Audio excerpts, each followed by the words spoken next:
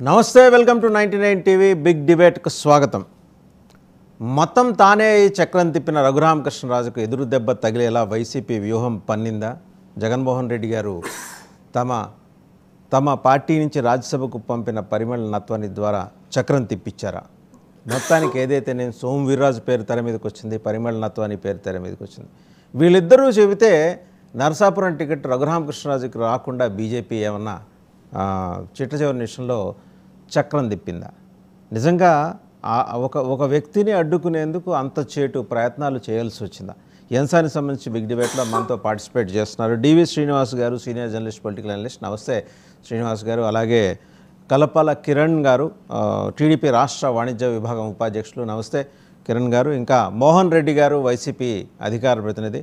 మోహన్ రెడ్డి గారు నమస్కారం. మిగిలిన గెస్ట్స్ కూడా మరి కాసేపట్లో జాయిన్ అవుతారు. టు స్టార్ట్ విత్ శ్రీనివాస్ గారు, ఎలా చూస్తున్నారు ఈ డెవలప్మెంట్స్, నిన్న జరిగిన డెవలప్మెంట్స్?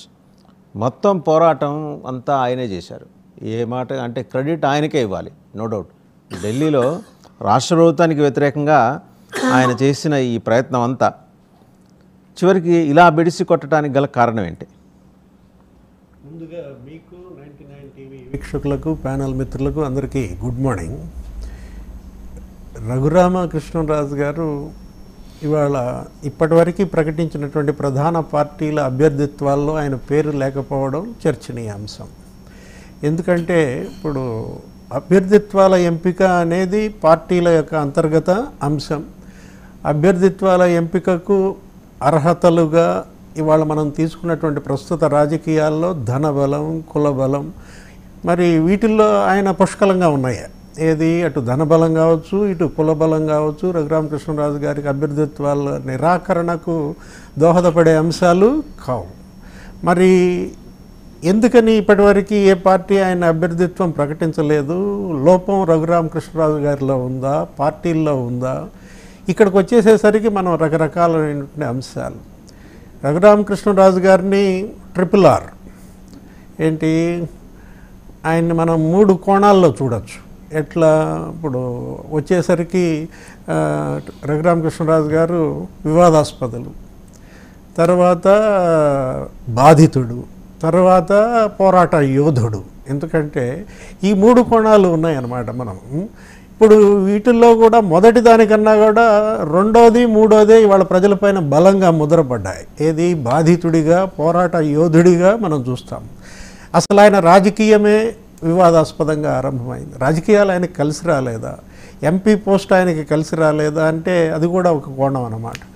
ఇప్పుడు 2014లో మీకు తెలుసు ఆయన ప్రారంభం వైసీపీతోనే రాజకీయం మనం ప్రారంభమైంది. తర్వాత టికెట్ అక్కడ రాలేదనుకుంటాను, బీజేపీలోకి వచ్చారు. తర్వాత మళ్ళా తెలుగుదేశంలోకి వచ్చారు. వైసీపీ టికెట్ ఇచ్చింది. ఎప్పుడు 2019కి వచ్చేసరికి ఒక చక్ర భ్రమణం అప్పటికి పూర్తయిపోయింది. ఆ తర్వాత మళ్ళా ఇక ఈ 5 ఏళ్ల పరిణామాలు కళ్ళ ముందే ఉన్నాయి. ఏది జగన్మోహన్ రెడ్డితో ఆయన విభేదించటం, ప్రథమ బాధితుడు. ఏది జగన్మోహన్ రెడ్డి బాధితుల సంఖ్య ఆంధ్రప్రదేశ్ నిండా ఫుల్ఫిల్ అయిన పరిస్థితుల్లో ఆయన మొదటి బాధితుడిగా చూసినప్పుడు జగన్మోహన్ రెడ్డితో ఆయన విభేదాలు ఎక్కడ ప్రారంభమయ్యాయి, ఏంటి? 5 నెలలకే ఆయన బయటకు వచ్చేసిన పరిస్థితి మనం చూసాము. ఇక అప్పటి నుంచి ఒక యుద్ధమే నడుస్తోంది. ఏ ఎంపీ ఎదుర్కోనటువంటి దెబ్బలు తిన్నారు. ఎందుకంటే ఆయన జనరల్గా మనకు తెలిసిన పార్లమెంటు సభ్యుడు, ఆయనకు ఒక గొప్ప గౌరవం, గుర్తింపు అటు ప్రజల్లో కానీ, ఇటు ప్రజాక్షేత్రంలో కానీ, అధికార యంత్రాంగంలోనే చూసాం.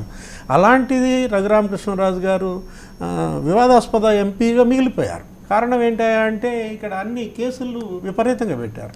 ఆయన అసలు కొట్టారు, ఏది చిత్రహింసలు పెట్టారు. మనం చూసామన్నమాట. స్వతంత్ర భారతదేశ చరిత్రలో చిత్రహింసలకు గురైనటువంటి ఎంపీగా కూడా ఆయన ఒక చరిత్ర. పోలీసుల ద్వారా ఆయన పైన కేసులు అసలు ఆయనకే తెలియదు ఎన్ని ఉన్నాయో. ఆయన ఒక టైంలో నాపై 18 కేసులు ఉన్నాయనో ఏదో అన్నారు. తర్వాత అసలు హైకోర్టుగా దానికి అప్లై చేశారు, నా మీద ఎన్ని కేసులు ఉన్నాయో మీరే చెప్పాలా అంటే 11 ఎఫ్ఐఆర్లు నమోదైన పరిస్థితి, ఇంకా రిజిస్టర్ కాని కేసులు ఎన్నో. ఇలాంటి పరిస్థితుల్లో మరి ఆయన ఒక నిప్పుని ఒళ్ళో పెట్టుకోవడానికి పార్టీలు సిద్ధంగా లేవ. ఒకటి మనం పార్టీలను బ్లేమ్ చేయాల్సినటువంటి అంశమేమీ ఇక్కడ కాదనమాట. ఎందుకంటే ఇప్పుడు అంటే సోషల్ మీడియాలో 2 రకాల అబ్జర్వేషన్స్ వస్తున్నాయి సార్. అసలు ఏ పార్టీలోనూ ప్రాథమిక సభ్యత్వం లేకుండా ఆయన టికెట్ ఎలా ఆశిస్తారు? ఒకటి బీజేపీ వైపు నుంచి. రెండోది తనకు తానే టికెట్ ఇప్పించుకోలేని అత్యంత బలహీనుడైన సోమవీర్రాజు ద్వారా జగన్మోహన్ రెడ్డి చేయించారు అంటే అది నమ్మశక్యంగా లేదు. ఏ పరిమళ నత్వాని ద్వారా చేయించారంటే కొంచెం అర్థం చేసుకోవచ్చు. ఎందుకంటే ఇన్ఫ్లుయెన్షియల్ ఇండస్ట్రియలిస్ట్ కాబట్టి ఆయన రాజ్యసభలో నాకు తెలిసి ఆంధ్రప్రదేశ్కు సంబంధించిన అంశాల మీద ఒక్కటి కూడా మాట్లాడాల. నేను ఆర్టీఏ ద్వారా తెప్పించుకుంటే ఒక్కటంటే ఒక్క మాట ప్రస్తుతం లేదని ఆంధ్రప్రదేశ్ నుంచి రాజ్యసభకి రిప్రజెంట్ చేస్తున్నాడు. సరే ఆయన ద్వారా అంటే ఇన్ఫ్లుయెన్షియల్ మ్యాన్ కాబట్టి బీజేపీలో ఏదైనా చేసి ఉండొచ్చు. హఠాత్తుగా సోమవీర్రాజు ఎందుకు తెర మీదకి వచ్చాడు అనేది అర్థం కావట్లా. రెండోది ఇంతమంది తెలుగుదేశం డిజోన్ చేసుకోవడానికి కారణం ఏంటి? వాళ్ళు జగన్మోహన్ రెడ్డిని ముప్పదెప్పలు పెట్టి చెమటలు పట్టించాడు. రేపు పొద్దున నాకు కూడా ఇలాంటిదే చేయొచ్చేమో అని చెప్పి చంద్రబాబు గారు బాల్ని తీసుకెళ్లి బీజేపీ కోట్లు వేశారని ఇంకో అబ్జర్వేషన్.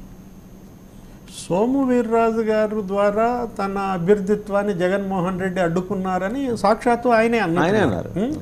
కాకపోతే మీరన్నది వాస్తవం. ఏది సోము వీర్రాజు గారు తన అభ్యర్థిత్వం తను తెచ్చుకోలేని పరిస్థితుల్లో ఇంకొకళ్ళ అభ్యర్థిత్వాన్ని ఆయన అడ్డుకుంటారని మనం అనుకోవట్లేదు. ఎందుకని ఇవాళ మనం చూసినటువంటి అభ్యర్థుల జాబితా చూసినట్లయితే ఇక పరిమళ నత్వాని ద్వారా అడ్డుకున్నారు అనేది అది కూడా మనం జగన్మోహన్ రెడ్డి గారు ఆయన అభ్యర్థిత్వాల ఎంపికే ఆయన తల జుట్టు బీక్కునే పరిస్థితుల్లో 12 జాబితాలు 13 జాబితాల్లో పక్క పార్టీ అభ్యర్థిత్వం ఆయనకి ఇవ్వాలా వద్దా అని ఆయన జోక్యం చేసుకుంటాడని కూడా నేను అనుకోవటం లేదు. జగన్మోహన్ రెడ్డి చెప్పినంత మాత్రాన బీజేపీ అభ్యర్థిత్వం ఆపుతుందా? బీజేపీ అభ్యర్థిత్వాలను శాసించే స్థాయిలో ఆంధ్రప్రదేశ్ ముఖ్యమంత్రి జగన్మోహన్ రెడ్డి ఉంటే అసలు ఈ కూటమినే అడ్డుకుంటాడు కదా. ఏది అసలు ఈ పొత్తుల్లో బీజేపీనే రాకుండానే ఆయన అడ్డుకోగల పరిస్థితి ఉంది కదా. ఆయన కూడా దానికి ప్రయత్నం చేశాడు, అడ్డుకున్నారు. కానీ విఫలమయ్యారు జగన్మోహన్ రెడ్డి పొత్తుల్లోకి బీజేపీ రాకుండా చేయడంలో. అంటే పొత్తుల్లోకి బీజేపీ రాకుండా చేయడంలో విఫలమైనటువంటి జగన్మోహన్ రెడ్డి మరి రఘురామకృష్ణరాజుకి అభ్యర్థిత్వం ఆపగలిగారంటే అది సందేహాస్పదం. ఇక్కడ అభ్యర్థిత్వాల ఎంపిక కేవలం ఒకటేనండి, గెలుపే ప్రాతిపదిక. ఆ గెలుపే ప్రాతిపదికలో మరి రఘురామకృష్ణరాజు గారి గెలుపు పట్ల వాళ్ళు చేసుకున్నటువంటి సర్వేల్లో ఏమన్నా మరి ఎలా ఉన్నాయి ఏంటి? ఏ పార్టీకి ఆ పార్టీ సర్వేలు చేయించుకున్న పరిస్థితి మనం చూసాం. ఈయన ఏ పార్టీకి కొరగాకుండా ఎందుకయ్యారంటే ఆయన ఏ పార్టీలో కూడా సభ్యత్వం లేదు మీరు అన్నట్టుగా. ఏది తను రేపొద్దున ఏ పార్టీలో చేరతానో తనకే తెలియని పరిస్థితుల్లో ఆయన ఇట్లా గుంభనంగా లాక్కుంటా వచ్చారా? ఇప్పుడు అటు తెలుగుదేశం, ఇటు జనసేన, అటు బీజేపీ ఈ మూడిట్లో చూసుకున్నట్లయితే జనసేన నుంచి ఆయన అభ్యర్థిత్వం అంతగా ఎప్పుడు వినపడలేదు.